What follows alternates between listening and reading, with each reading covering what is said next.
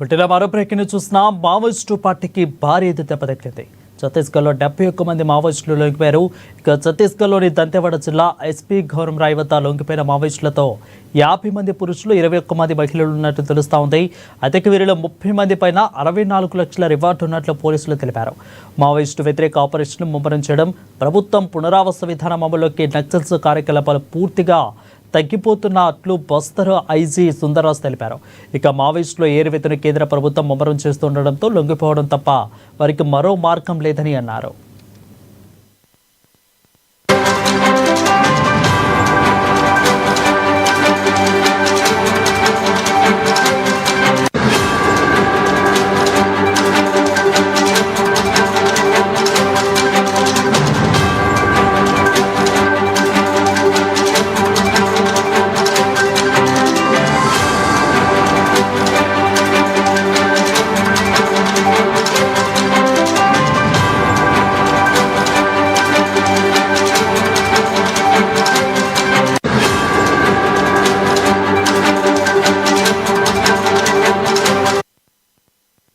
ఇక మావోయిస్టు పార్టీకి భారీ దెబ్బ తగిలింది. ఛత్తీస్గఢ్లో 71 మంది మావోయిస్టులు లొంగిపోయారు. ఛత్తీస్గఢ్లోని దంతెవాడ జిల్లా ఎస్పీ గౌరవ్ రాయ్ వద్ద లొంగిపోయిన మావోయిస్టులలో దాదాపు 50 మంది పురుషులు, ఇక 21 మంది మహిళలు ఉన్నట్లు తెలుస్తా ఉంది. దీనిపై మరింత సమాచారం అందించేందుకు మా ప్రతినిధి ఉపేందర్ ఫోన్లో సిద్ధంగా ఉన్నారు. ఉపేందర్, చెప్పండి, ఆపరేషన్ కగార్ అనేది రేపు మార్చి 31తో ముగుస్తూ ఉంది. అందుకని ముమ్మరం చేశారు యొక్క ఎన్కౌంటర్లు కూడా. సో దాని విధంగానే వీళ్ళు లొంగిపోయినట్లు ఏమైనా తెలుస్తా ఉందా? ఇంకేమైనా అప్డేట్స్ ఉన్నాయా?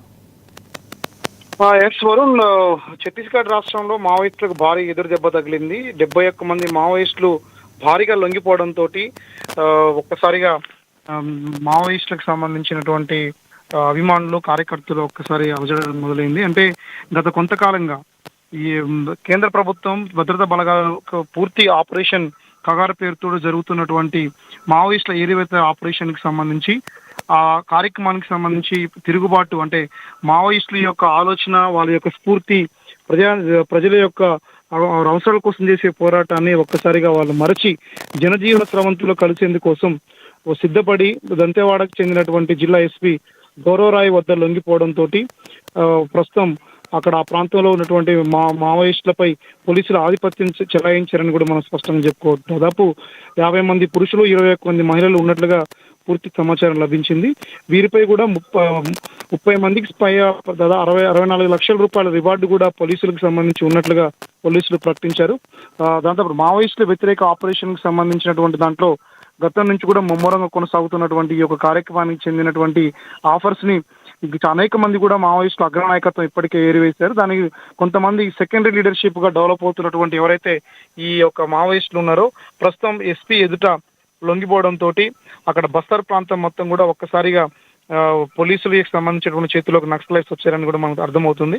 దాదాపు అక్కడ ఐజీ ప్రకటించినటువంటి అంశాల ప్రకారం మావోయిస్టుల వ్యతిరేక ఆపరేషన్ కి సంబంధించి ఎక్కడ కూడా ఆపేది లేదు.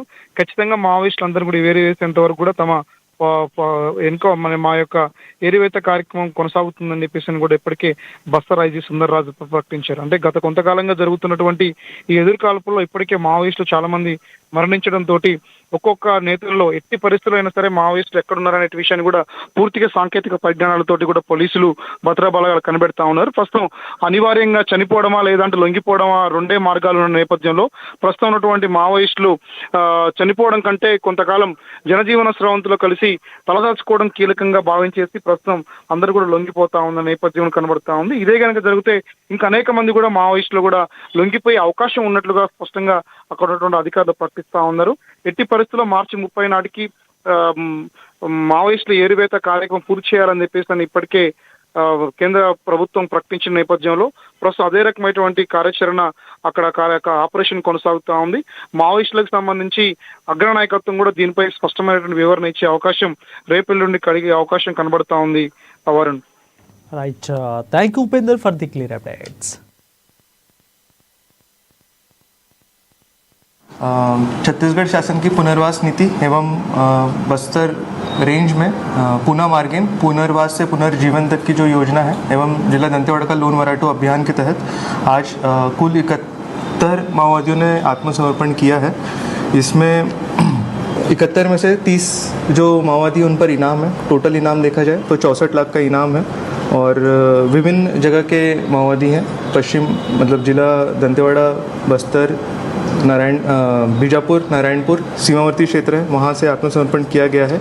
और इम्पॉर्टेंट ये है कि बहुत ही बड़ी संख्या में आत्मसमर्पण हो रहा है। तो इससे मैं समझता हूँ कि जो हमारी नक्सल उन्मूलन अभियान है वो ऑपरेशंस हो और साथ ही में जो हमारा कम्युनिटी आउटरीच है, जिसके तहत हम लोग ऑपरेशन के तहत भी हम लोग कई बार उनको बताते हैं कि जो छत्तीसगढ़ की पुनर्वास नीति है उसके तहत उनको आत्मसमर्पण करने पर लाभ मिलेगा। सर्वप्रथम अगर मैं बताऊं तो जो भी आत्मसमर्पण करता है तो उसको प्रोत्साहन राशि 50,000 रुपये दी जाती है। इसके साथ साथ हम लोग उनका ट्रेनिंग का भी प्रावधान है कौशल विकास के तहत। जो भी उनको लगता है कि ये एक स्किल है जो हमें होना चाहिए, चाहे वो खेती किसानी से हो या कारपेंट्री, मिस्त्री या अन्य किसी भी जगह का हो, तो उसके लिए हम लोग उनको ट्रेनिंग भी दिया जाता है प्रशासन के साथ मिलकर और ट्रेनिंग के पश्चात उनको रिहेबिलिटेट किया जाता है। साथ ही में मेरा आप लोगों के माध्यम से भी हमेशा अपील रहा है, आप लोगों की तरफ से भी गया है कि